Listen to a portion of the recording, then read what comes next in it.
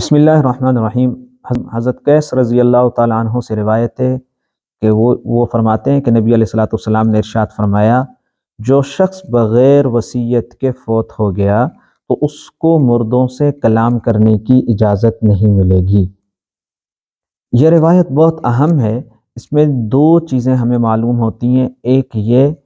کہ جو شخص بغیر وصیت کے فوت ہو گیا، یعنی ایسی چیزیں جن کی وصیت کرنا ضروری تھی اور اس نے وصیت نہیں کی، جیسے اس کے اوپر حج فرض تھا تو اس نے فوت ہونے سے پہلے یہ وصیت نہیں کی کہ کوئی اس کی طرف سے حج بدل کر دے، یا اس کے اوپر قرض تھا اور اس نے ایسی کوئی وصیت نہیں کی کہ وہ اس کا قرض ادا کر دیا جائے اور کس کس کا قرض ہے، یا کوئی بھی ایسی وصیت جو کرنا ضروری تھی اور اس نے نہیں کی اور وہ فوت ہو گیا،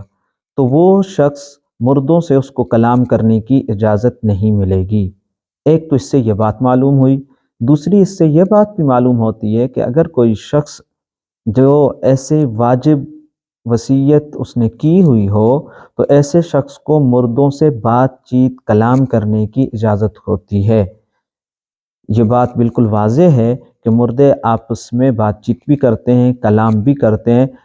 جو دیگر روایات سے بھی ثابت ہوتی ہے کہ مردے آپس میں ایک دوسرے کو پہچانتے ہیں، آپس میں ایک دوسرے کے ساتھ باتیں بھی کرتے ہیں۔ لہٰذا یہاں تک تو بڑی تسلی کی بات ہے کہ اگر ایک شخص اپنے واجب بات ادا کر کے جاتا ہے اور ان کی وصیت کر کے جاتا ہے تو جہاں وہ جا رہا ہے وہ جگہ اس کے لیے نئی نہیں ہے، وہ جگہ اس کے لیے ایسی نہیں ہے کہ جس سے وہ خوف کھائے، اور وہ جگہ ایسی نہیں ہے کہ وہ اکیلا گلا پڑا سڑ رہا ہے، بلکہ وہ جگہ ایسی ہے کہ جہاں پر وہ دوسرے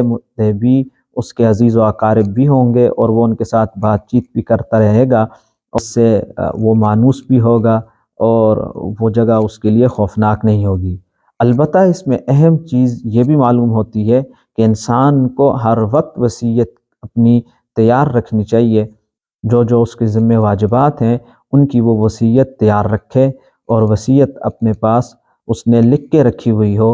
اور انسان کی زندگی کا معلوم نہیں کہ وہ کب ختم ہو جائے، لہٰذا وصیت ہر وقت تیار رکھنی چاہیے اور گاہے بگاہے اس وصیت کو اپڈیٹ بھی کرتے رہنا چاہیے۔ والسلام علیکم ورحمۃ اللہ وبرکاتہ۔